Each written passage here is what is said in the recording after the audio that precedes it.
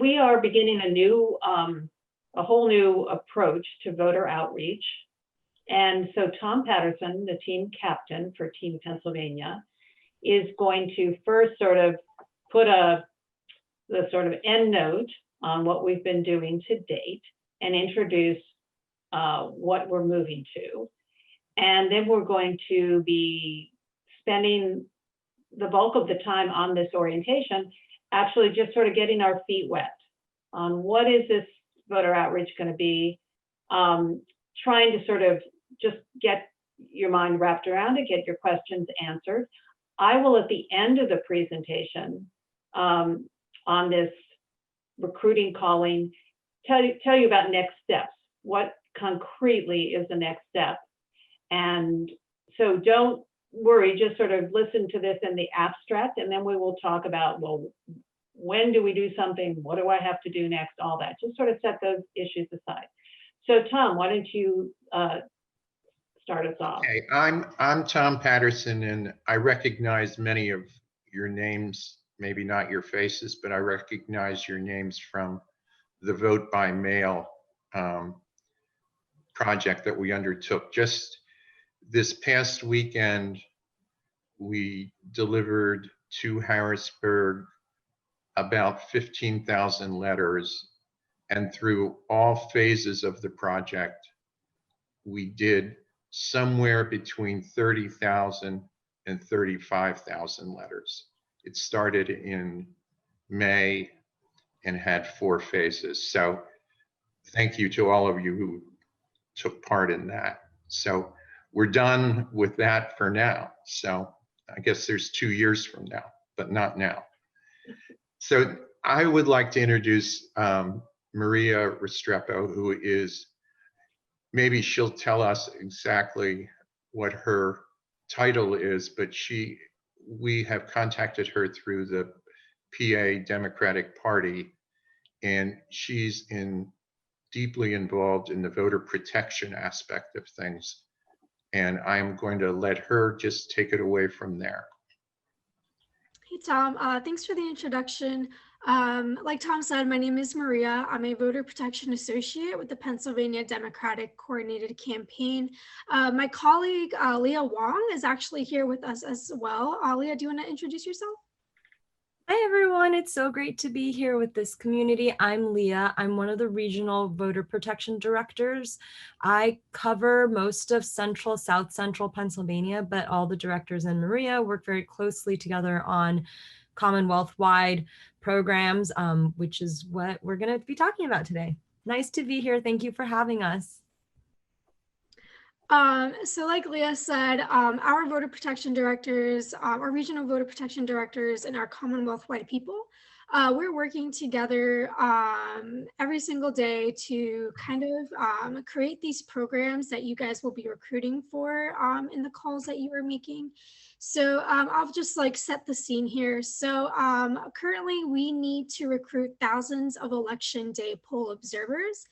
And the calls that you guys will be making will be to recruit these election day poll observers and to get them signed up for a training.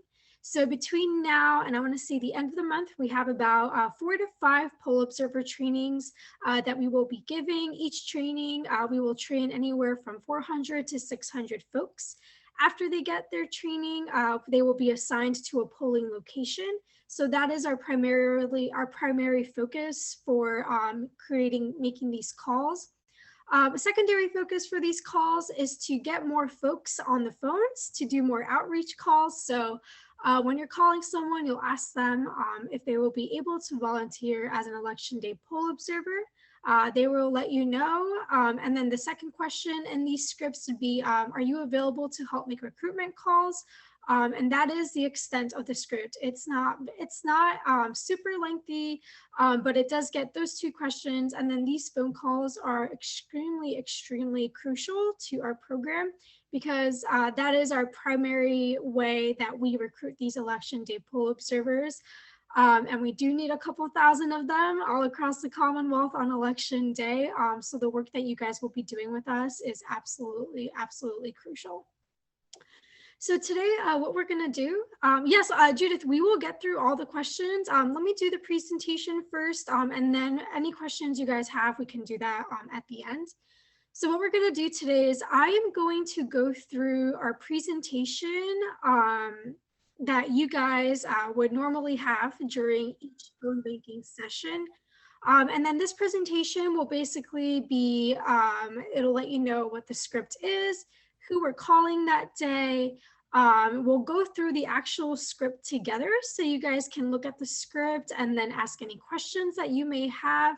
And then we can do a Q&A session from there. Julie and Tom, is that okay with you guys? That's fine. Right, and you can start to put questions in the chat if you want to just get them sort of off your mind. Go ahead and add them. Okay, I am going to share my screen now and we will go through the presentation. So Voter Protection hosts these cafes also. So I am just going to give you guys a presentation that we give every first time caller. And then after we go through the presentation, like I said, Ali and I will be here to field any of the questions you guys may have.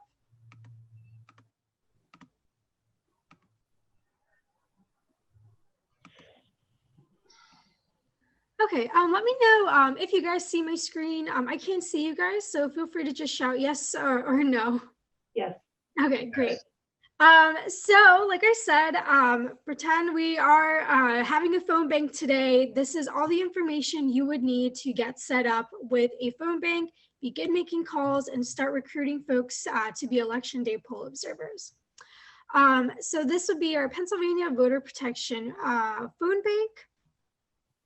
So the agenda would be, it would usually be a 2-hour phone bank. The presentation would be about 25 to 30 minutes. We would go over our audience for the day. So who are these folks that we are calling? How do they come to us? We will make the ask. The ask is, will you be an Election Day poll observer? And are you able to make calls and recruit other volunteers?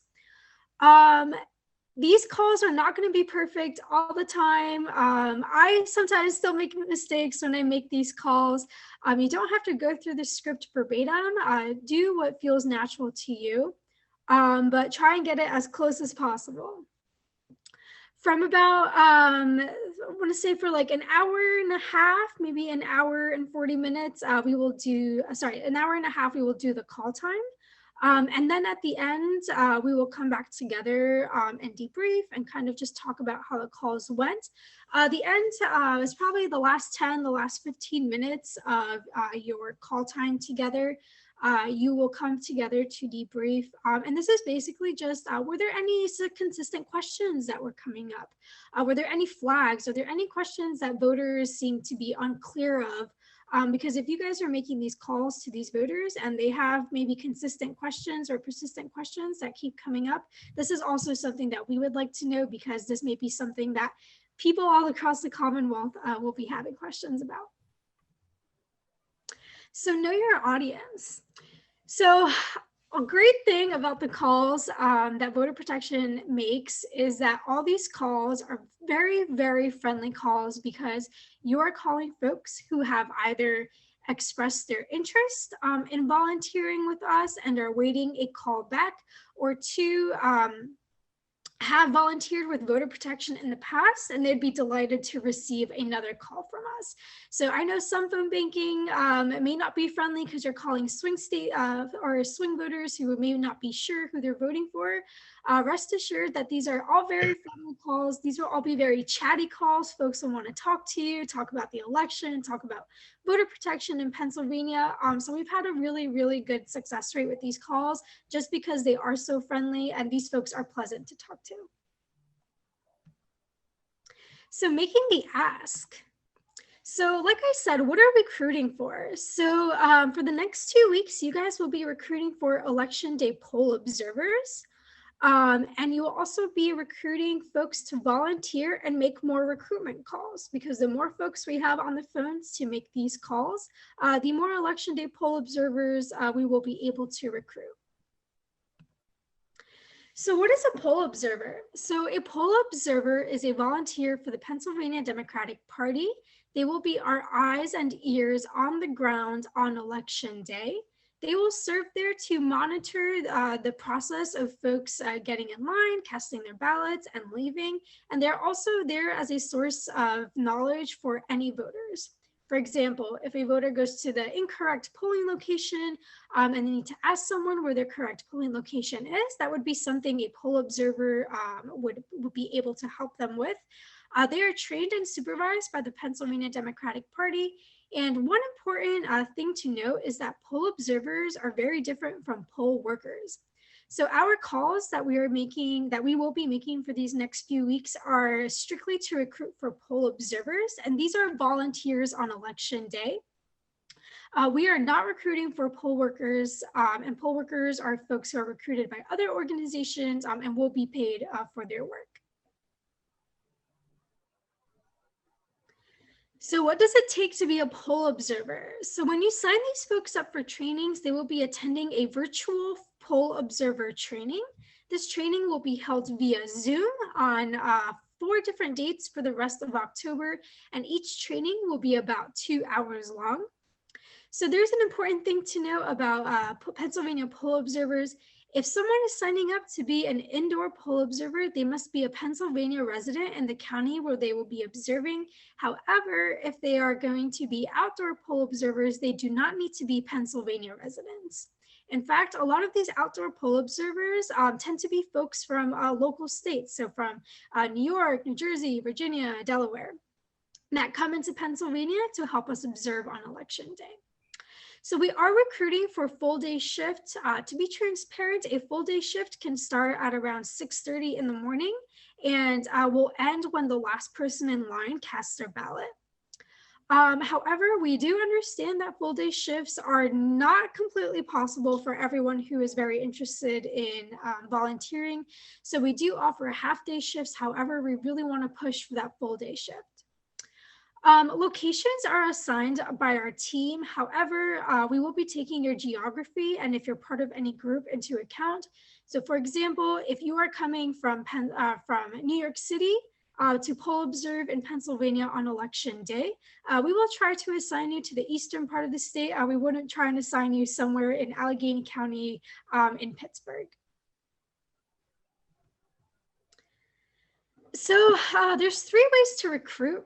So folks can join a phone bank cafe, and those are the ones that are hosted by the Pennsylvania Voter Protection Team. So those are from Monday through Thursday, 6 p.m. to 8 p.m. and Saturdays from 12 p.m. to 2 p.m. This is basically what you guys are going to be doing on your Saturdays as well. Another way that folks can make calls is they can just sign up to make calls on their own time. So they'll sign up for a day, they'll get a call list at 9:30 in the morning, and then at their leisure, they can make calls between 10 a.m. and 8 p.m. Eastern time. And then the last one is what you guys are doing today, hosting your own phone bank. So kind of getting into like the logistics here. So in order to begin making these calls, you guys will have to use the browser Google Chrome. On top of that, if you guys don't want to call with your personal devices, you would also need to download the Google Voice application. So if you have an Apple phone or an iOS device, you would want to go to the Apple Store and download Google Voice. It is an application that is free to download. If you have an Android device, you will be going to the Google Play Store and also downloading the Google Voice, which is free there as well.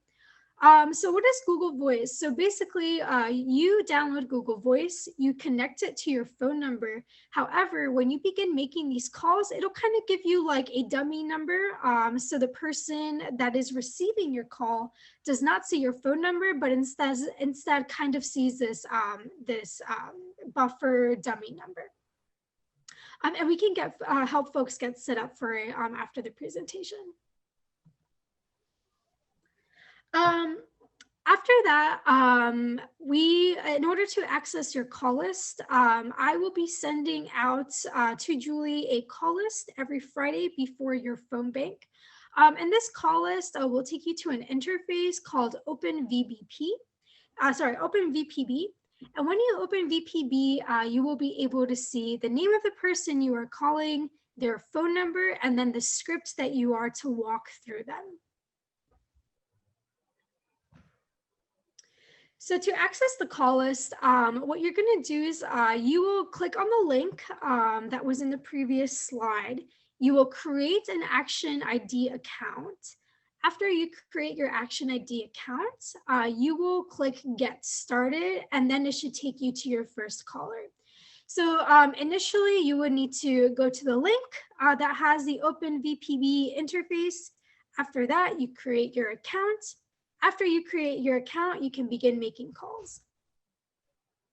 And if you guys want to do this, we can certainly walk through it together and make sure that everyone has an Action ID account and that everyone is set to begin making their calls on Saturday. So practice makes perfect, or how our team likes to say, close enough. So essentially, these scripts, they sometimes change. I think the way we're going to structure these phone banks is we're going to make sure you guys always have the same script, just with maybe different call lists. In case if we run out, if like there's 3,000 calls on one list and the different groups get through this call list a week, then we will send you a new call list. However, the script will remain the same. So now what I'm going to do is I'm going to walk you guys through a script. So this is the call list and script that we are currently using this week. And it'll be the call list that you guys will be using on Saturday and the script that you guys will be using on Saturday as well. So like our team likes to say, please don't sound like a robot when you're making these calls. We want to sound as personable as possible. So for example, if the script says something like, because this election is important, feel free to add your own personal touch. We have here in the text, because wow, this November is very, very crucial. Just feel free to make it personable and like make your personality shine through. If you make a mistake, don't stress. There are thousands and thousands of these calls that we are making. Mistakes are bound to happen. What's important and that is that you guys try your best, that you sign these folks up for trainings, and that you have fun with these calls. So I'm going to go through one of our scripts. So when you are able to get into OpenVPB, so after you click on the link, after you create your Action ID account and click log in, this is what you guys will be seeing on Open Virtual Phone Bank, aka OpenVPB. So this is my call list. So I'm about to get on the phones. I open Virtual Phone Bank. I sign in through Action ID, and I see that Amy Cherry is my very first call of the night. Great. So when I call Amy, there are 3 possible scenarios that will happen. The first scenario is I call Amy, she doesn't answer her phone, but I'm also unable to leave a voicemail. Why would I be unable to leave a voicemail? Maybe her mailbox is full, or maybe she just doesn't have voicemail set up. In which case I would click, I couldn't reach Amy. I would click not home, and then I would move on and go to my next call. So that is the first scenario.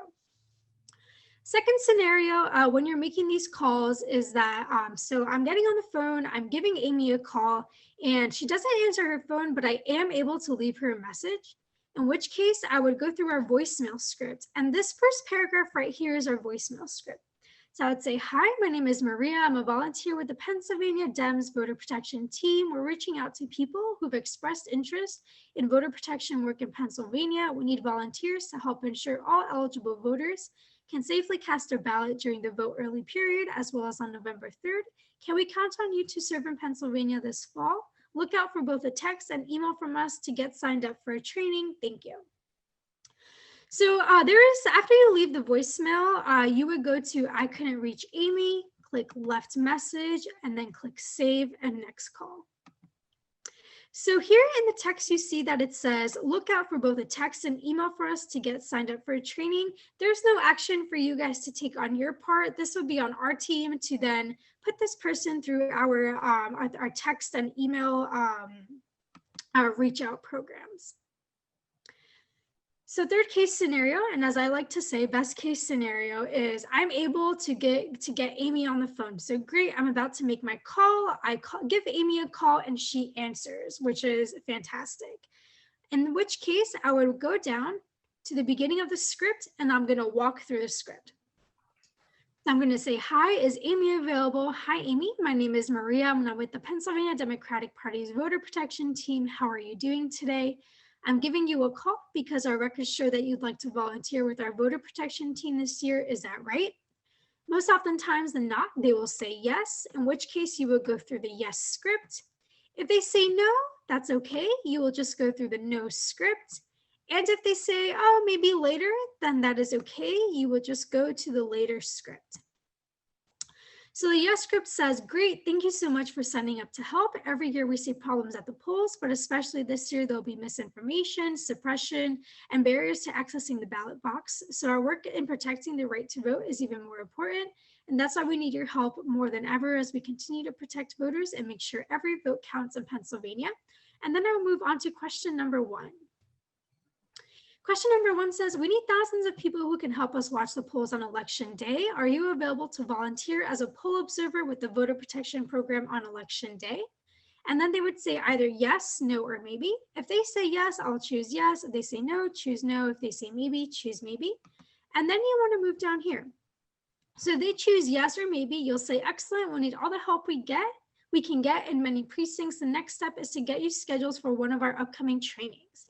Okay, so we're going to schedule this person for an upcoming training, and this is what you're going to do. You're going to take this link, you're going to copy it, and let me fix my screen a little bit here. You're going to open a new tab, you're going to paste the link, and you're going to click. So right now, this is where we sign folks up for training. So as you can see, it says poll observer training. It's a virtual training. There have been 6 options. We already went through 2 trainings, so there's 4 options left. Like I said, it's a virtual event. So you want to capture their first name. You want to capture their last name. You want to capture their email, their phone number, and their zip code. And then you're going to pick, you're going to ask them which training time works for them. Tuesday, October 6th, Sunday, October 11th, Monday, October 19th, or Thursday, October 22nd. I realize this is tonight, so Saturday when you guys make your phone calls, you won't see this option here. So you'll just sign them up for whichever training they want. Make sure it's only one training. So let's say I want to do the October 22nd training. You would click sign up, and that's it. After you click sign up, the person that you just signed up will receive a confirmation email saying, congratulations, welcome to your poll observer training, and then we'll send them the more details to come. So the day of their training, they will receive the Zoom link and all the relevant information they need to attend the training. So that is all you have to do to sign someone up for a poll observer training. After that, you would go back to the script and you would move on to question number 2. Question number 2 says, we're going to need a lot of help in ensuring people's access to the polls this year. We'll be making calls to other people who have signed up to volunteer just like I called you. Can we count on you to help recruit other voter protection volunteers? They'll say yes, no, or maybe. You'll capture whatever that answer may be. If yes, you'll move through this script right here, which says, awesome, we'll be in touch soon on how we can get you started on making calls to people like yourself to join our volunteer team. They say no, you'll move to this script right here, and then you will move on to the close. In the close, you'll say, thank you for using your time to make sure every vote is counted. If you have any colleagues who would like to volunteer to do voter protection with us, please ask them to sign up at padems.com/votepro. And that is it. After you go through the script, you will scroll back up to the top, click save and next call, and then move on to your next caller. Let's finish going through the presentation. So so a few things that will happen. So let's say you call someone, they don't answer, you move on to your next caller, and then that person gives you a call back. What do you do? So if that happens to you, what you're going to say is you're just going to kindly explain, I'm sorry, I don't have your profile up anymore. However, you can email PA Voter Protection at 2020victory.com and they will get you set up. So I will include this email in the presentation and also send it to Julie so she has it for your Saturday phone bank. But like I said, if someone gives you a call right after you let's say you gave someone a call, they didn't answer, they call you back a few minutes later and you don't have their profile up, you can just refer them to that email address and we will get them set up that way.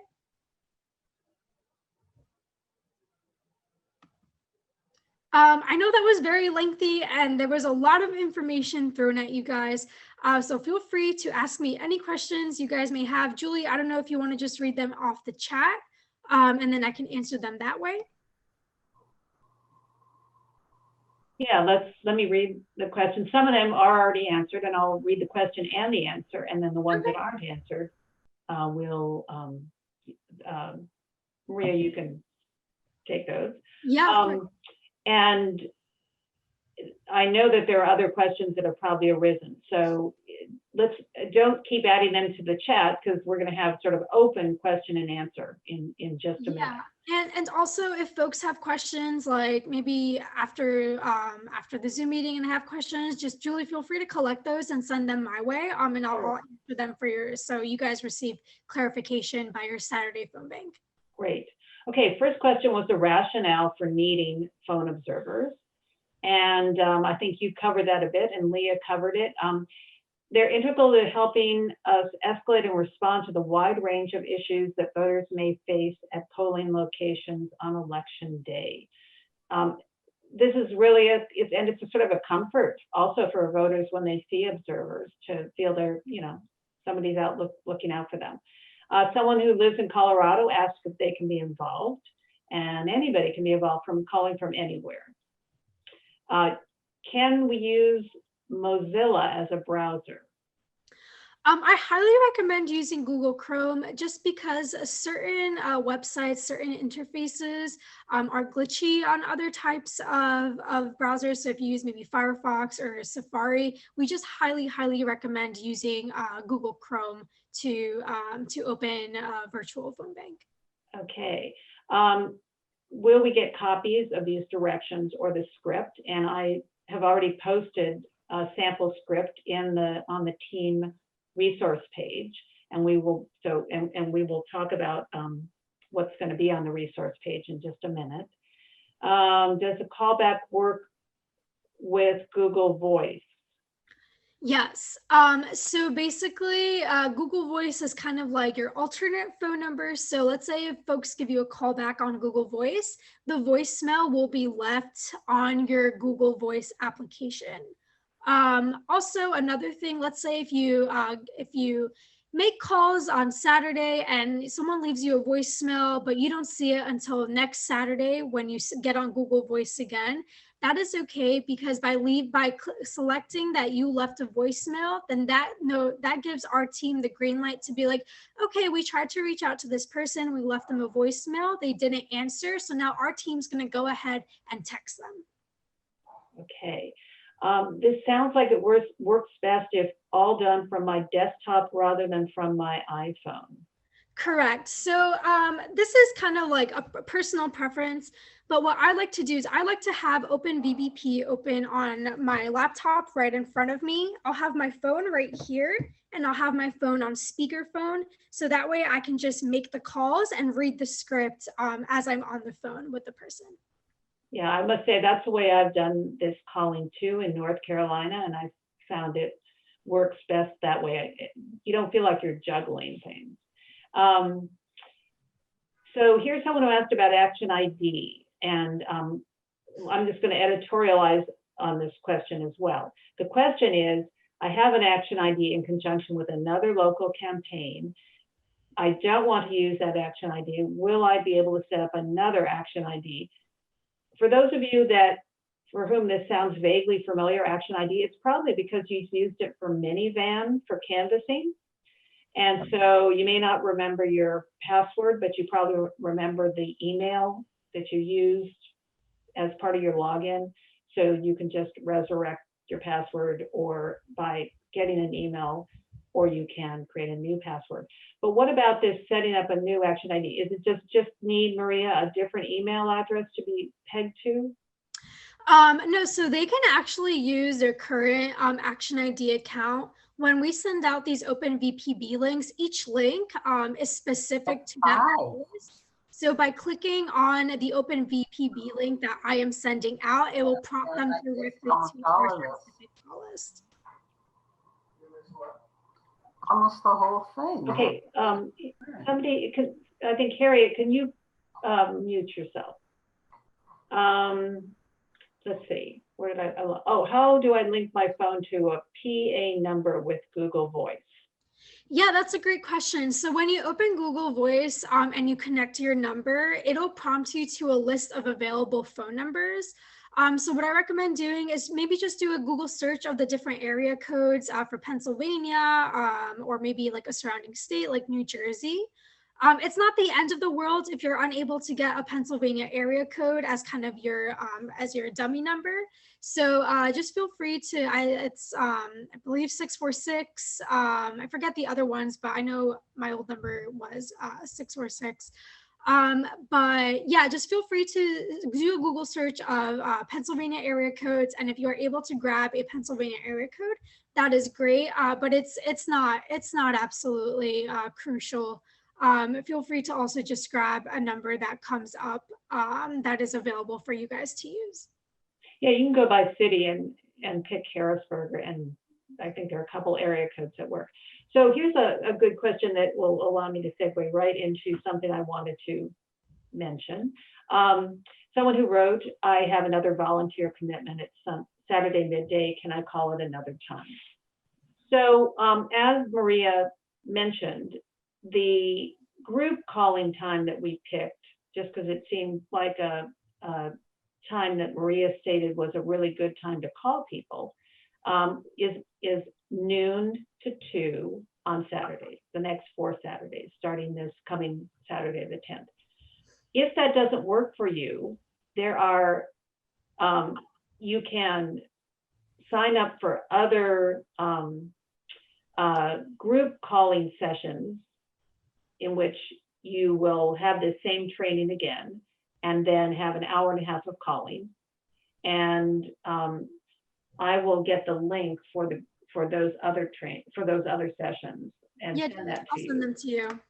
And right, oh, thanks, Maria. And the other option is that you basically sign up to get your own list on a particular day. And if you could send the link for that, and then you can call anytime between what you said, 10 a.m. and 8 p.m. Correct. Right. And so you just do this calling on your own. We had to pick some time just to sort of get together. And the plan is that this is just for us. It's Team Pennsylvania. You'll open a Zoom, just like you're opening this, and we will be able to talk and chat and talk about the latest anxiety-provoking news from either Pennsylvania or the whole country or whatever, or celebrate that there's great news of some kind about the campaign. And then review that everybody's ready to go, and then mute ourselves on the Zoom, make calls, and then decide on an ending time, come back and be able to talk some more about the calls, about other things. So it really is, it allows for some camaraderie and teamwork, even as we basically are doing this calling in a virtual setting, and not able to have the interaction we might normally want. So that's the plan. But we don't want to, if anybody wants to do this and can't make it at that time, or can make 2 of the Saturdays but can't make another one, then obviously there's other options, ways for you to get involved. So actually this is a good question to finish up in the chat, and then let's go to open discussion. Can you just be a little bit more specific about what a voter observer actually does, so that what the training would talk about, I guess? Give examples of words they would say, actions they would take, and what is recommended if they encounter hostility of any kind. Yeah, Joey, that's a great question. So the first thing is we want to make sure we're using the correct terms. So monitors who monitor county elections office during Pennsylvania's vote early period are called vote early monitors. We're not recruiting for those. The folks that we are recruiting for are election day poll observers. So it's very important that we get the terms correctly when we're on the phone with these folks. So the things we are recruiting for is election day poll observers. And what do they do? So This is something that is covered extensively in the poll observer training and the escalation process, what happens if you see something, but I can just give a quick overview, and Leah, if there's anything I'm missing, feel free to jump in. So outdoor poll observers, what is something that they are doing? One, they're there as a point of information for voters. So like I said, if someone shows up to the correct and incorrect polling location, they need to know, where do I go? I don't know where my polling location is. That's something that they would help with. If you get to your polling location and it's 7 a.m. and the polling location has not opened yet, that is something you would certainly want to escalate up on to the folks helping you out. Another thing, are the lines extremely long? Another thing, are voters being turned away at 7 p.m. even though 8 p.m. is the cutoff date? Those are things that you want to look out for. Another thing is there a group there being rowdy and blocking entrance to the polling location? That is the type of things that you are going to be on the lookout for, that you're going to be observing. And then for Leah, do you want to speak to the indoor poll observers, things that they'll be on the lookout for? Yep. Hi, everyone. So Maria's covered some examples already about what our poll observers do. She did mention the importance of terms, and I have one more to add, as I'm sure some of you might get this question, and it's worth drawing the distinction. So every state party gets to credential 2 inside poll watchers, and those poll watchers are the ones that have to be county residents of that county. So that is a new rule as of the Supreme Court ruling this month. I shared this all with you, even though it feels very in the weeds, because I just know someone's on the phone. Someone will ask on the phone, oh, do I have to be from Pennsylvania to be a poll observer? And the answer is no, you can be an outside poll observer, because that can be any resident, even international students or international people. But inside, you do have to be a county resident. And so the terminology there is poll watcher and poll observer for inside poll observers are the same thing. So there's that. And in terms of what poll observers are doing inside, it's almost the same as outside plus more, right? So Maria's right, where we're going to have a training. It's 2 hours. We basically go through different practice breaks, different what words you would say to the judge of elections when you arrive, the types of questions you'll get. We also go through the key issues that all poll observers face.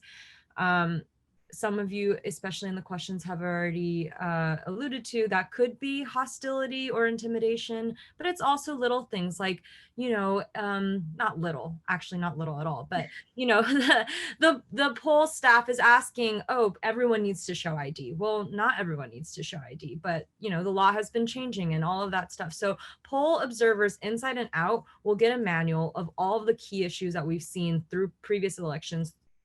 We'll give a list of issues for what we think we might see in this election, and basically go through how to work those out. So if you're interested, even if just to learn, I would recommend signing up for one of our trainings.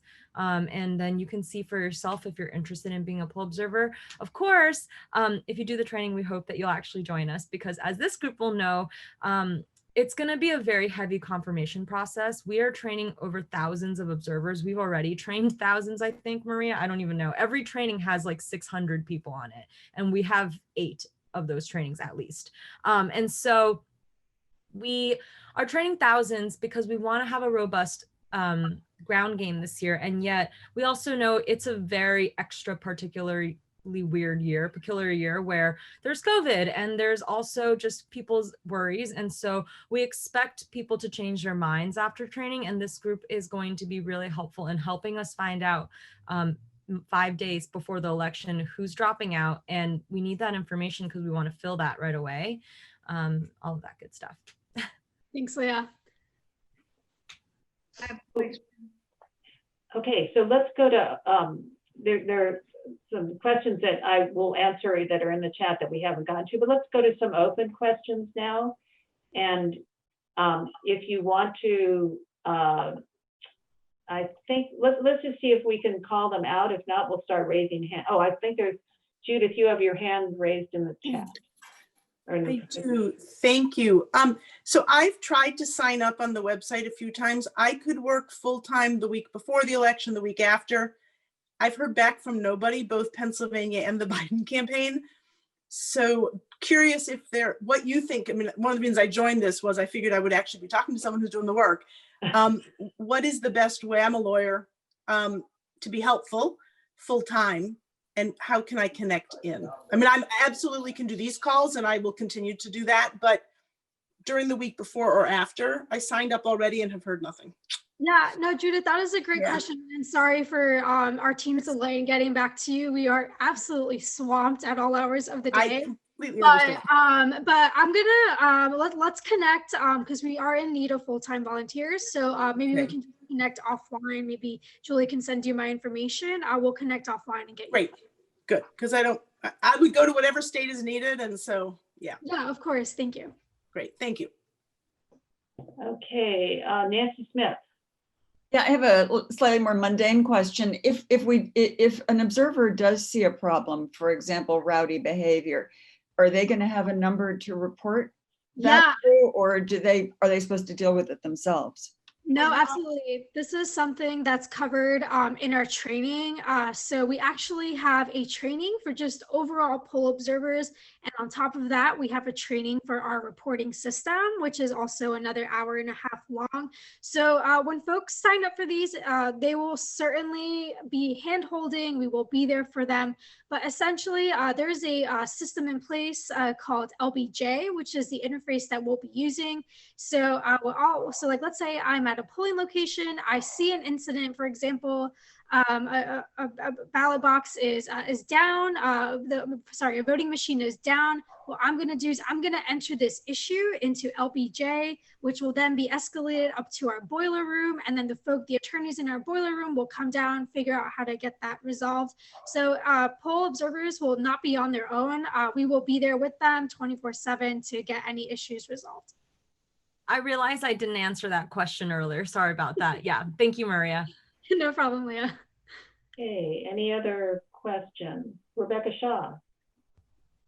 The observers represent the Democratic Party? Yes, ma'am, correct. Okay. So when you're an observer inside, you are observing as everybody votes? Yes, correct. You are. I'm an election official, and we always have to speak loudly enough so that the Republicans and the Democrats sitting behind us can hear. Yeah, correct. You will be observing everything. I'm not sure if maybe there's another question in there that I missed, but feel free to clarify if I didn't answer your question. Okay, any other questions? Carol Jacobs. Carol, you're on mute. Yeah, you're on mute. Go ahead, unmute yourself. Very sorry about that. Okay. So as you went through this, I couldn't quite imagine how I was going to cut and paste the name of the person and where the form was and so on. Are we going to be practicing that in some sort of training beforehand? Yeah, so what I recommend doing is before I start making the calls, I'll have the phone call interface up, and then I'll also have the mobilize page up. So when I'm on the phone with someone, I'm like, hey, are you interested in being an election day poll observer? They say yes. All I have to do is click to the other page and just be like, okay, just please tell me again your first name, your last name, your email address, your phone number, and your zip code, and then sign them up. Okay, so in other words, it's going to be totally obvious when I'm doing it because. Yeah, and you can certainly, these folks are so nice. I've never had someone give me negative feedback on a call that they had. These folks are so nice, and they're excited about volunteering because they did sign up to volunteer. So they've been waiting for these calls, correct? So you can just be like, just bear with me one moment. Let me sign you up for a training. It might take just a minute or so. Okay, thank you. Yeah. I need to go even more basic. Going through how you get on Google Voice and all of that. Will somebody be able to walk through some of that? Actually, let me address that. So there are three things that it's important to at least be aware of before we start on Saturday at noon. Now, you may not be able to do everything, but you should be aware. One is you want to get or resurrect your action ID. The other is that you want to download the browser that you need, Google. And the third is that if you want to use Google Voice, you should think about that in advance. Excuse me, Chrome is the browser. What am I saying? Chrome is the browser you need. So, and if you want to use Google Voice, you should obtain that app. Now, if you have I have an information sheet that I will be providing to you that gives you the sites, the URLs where you can go to do these things in advance. And if you have any trouble doing them in advance, you can reach out to Tom or me and get that resolved before Saturday. So I put together an introduction to this Pennsylvania calling, and it's on the team resource page. And it says, here's where you go to download Chrome. Here's where you go to get your action ID figured out. And here's where, then we have some information about putting Google Voice. In fact, there's several resources. There's a video for Google Voice, and there's some step-by-step instructions that Vicki Shulkin put together. So it's all there to do in advance. So hopefully, the only thing that will be new and a little bit less familiar on Saturday when you do this calling is that we will be opening up this basically phone book that we're going to be using, this open BPB. And you're familiar with making calls. That's not different. That's really the only thing that's going to be new. I think it's important to point out too that your phone is totally independent from what you're doing on your laptop or desktop computer. Right. They're not tied together. The only reason you have a phone book online is that it's a way for them to record certain information. Right. So Right. that doesn't answer your question on Google Voice, which I figured out in 10 minutes on my phone, and I'm pretty inept at these things. So it's not real hard if you just go to voice.google.com, Right. and it'll lead you right into it. And you have 4 or 5 questions you have to answer. Monica, just hold off 1 minute. Let me just say Sure. one more thing, and then I'll get to your question. So there, and just to add more to this, what Tom just mentioned about the phone being separate from what you see on your device, that you read the phone number from, that you see the person's name, that you add information to. There's no pace at which you're doing this. It's your own pace. It's not like an automatic dialer where you're, sort of go at a certain pace you have to. No. You just call when you're ready, you make the next call. When you're ready, you make the next call. So, it's really, once I think you see this open VPD, you will realize, oh, this is really nothing. It's just a way to, provide information and capture information. Monica, what were you going to ask? I was going to piggyback on the last 2 questions and say that I now feel comfortable that I can learn about the action ID and Google Voice on the team resource page. Right. But where do I find the team resource page? Well, that's going to come in a link that we are going to be sending you an email tomorrow. Okay. It has, and here's what I wanted to show you next. It's going to have the actual sign up for Saturday. And it will have the team resource page so you can consult for more, information to get yourself ready. It's going, what else will it have? There's a script. You can look at the script. We're going to have a recording of this session. So if you want to go back and see anything again, we'll have a recording. So it'll all be there. So that will be, Susan. Thank you. Sure. Yes, I asked this in the chat. I'm just, is there on that email you'll send does it have the early voting period? Oh, okay. So, Maria,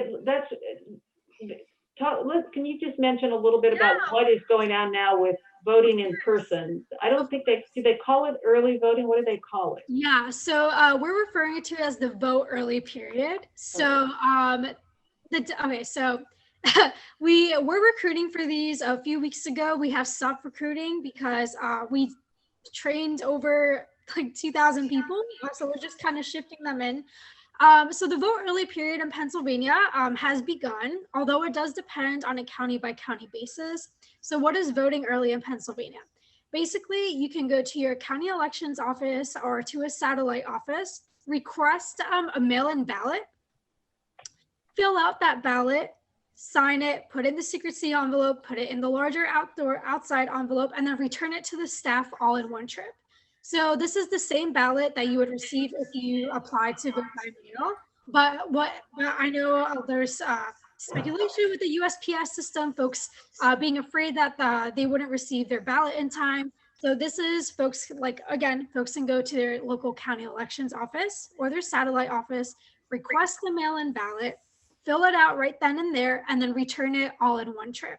So our vote early monitors that we have on the ground right now are just there observing the process, making sure that these county elections offices aren't like declining that this system is existing. But like I said, Pennsylvania handles this on a county by county basis. So some counties started at the end of September, allowing voting early in person. I'm sure you guys have seen what's going on in Philadelphia with voting early in person. And then some counties are just starting maybe at the end of this week or beginning next week. So that does fall on a county by county basis. But the deadline to vote early is October 27th. So after October 27th, if you haven't voted early in person, then you would have to go to your polling location. Great. Can I ask a follow-up on that? If you've requested an absentee ballot, they apparently are planning to mail them today. We were told by somewhere in Pennsylvania. If you've already done that, can you still walk in and request a ballot the way you've just described, or do you now have to wait until your absentee ballot arrives and then go in with it? That's a great question. So this does vary on a county by county basis because in Pennsylvania, it's the counties that are in charge of this process. So what I recommend is calling your Board of Elections at your county and finding out information because 67 counties in Pennsylvania, 67 different rules. So that is what I would recommend. Okay, now at this point, we have about 5 minutes till our official closing time. So what I want to do is if there are any questions in the chat that have not been answered, I'm going to respond to them by email. There is a sign up that you'll see in the chat that Leah put if you want to sign up to be a poll observer. And I'm putting in the chat right now the sign up site that you will also get in an email tomorrow. So you don't need to, go to it right now. But let me just show you. I want to show you two things because we are now using a mobilized sign up. We're not doing the sign ups that we have done for other 31st Street activities. And so I just want to make sure everybody is familiar with that. So I'm going to share my screen for a minute. Hey, Julie, and I have to head out because we're starting our phone bank in 4 minutes. But thank you all so much. Julie, if you can send me the link for Saturday, I'd love to just pop in and just be there as a resource. Oh, yes, we'd love to have you. Absolutely. So thank you all so much. I'll be there on Saturday as a resource. And once again, this work is so crucial. So thank you all for jumping on board and being able to make these calls. And Julie and Tom for getting in touch and organizing this. Just want to say thank you so much. Well, thank you. All right, bye everyone. Thank you. Okay. So after you sign up, immediately after you sign up, at the sign up site I'm going to show you in just a minute, you are going to get an email that just confirms that you've signed up. And it's going to look a little different. It's not going to say 31st Street. It's not going to say Team PA. It's not going to be from Tom like all the other emails. It's going to say PA Dem. But this is the right confirmation email. it mentions the Action ID account. And then, because it's not our email, it's just the one we have to use, we didn't control this, you're going to see a solicitation of money. We'll just ignore all of that. This is just your confirmation email. And then this is the actual sign-up site.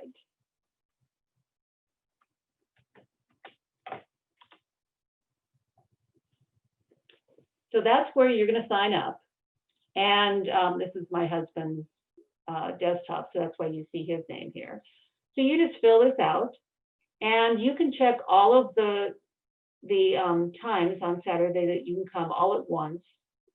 Come to as many as you can, obviously. Click sign up, and you will be all set.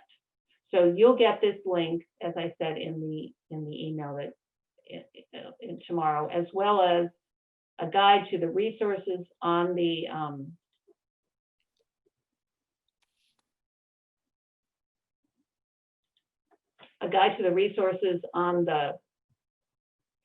resource page and how you can use them and how you can sort of get yourself settled. So I hope that you feel like you've had a good orientation.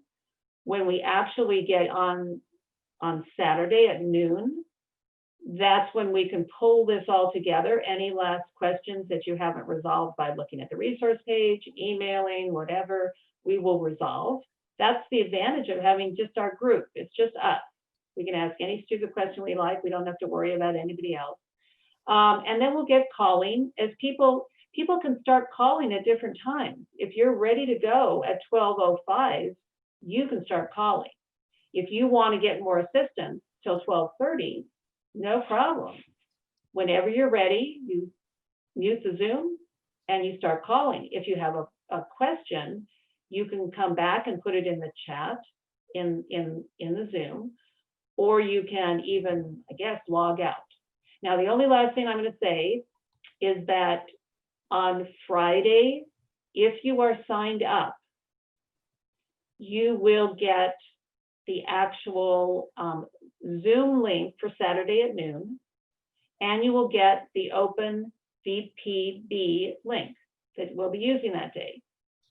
We have our own list of names that they're going to give us, and we will know at the end of each session how much headway we've made. So we have instant feedback. They're going to give us 1,000 names to start with. And at the end of the first session, we've called 250 people or 269 people. We're going to know that. And then when we come back the next Saturday, we'll start in on that same list. And when we finish that 1,000, we'll move on to another list, and we'll really be able to see our progress and know that, you know, we're making progress. Now, if you have friends who you want to, if you enjoy this and you want to bring them in, it's open to them too. It's not as if it's, you know, closed, but that's, you know, we're trying to create something that really is a Team Pennsylvania effort. And we want to have a, you know, we want to get through these names. We want to fill up the ranks of observers and know that when people go to the polls in Pennsylvania, if we hear about any trouble at the polls, that we did everything we could to make sure that the fewest number of voters experienced any difficulties. So thank you so much for coming. As I said, I'm going to answer any remaining questions that are in the chat by email.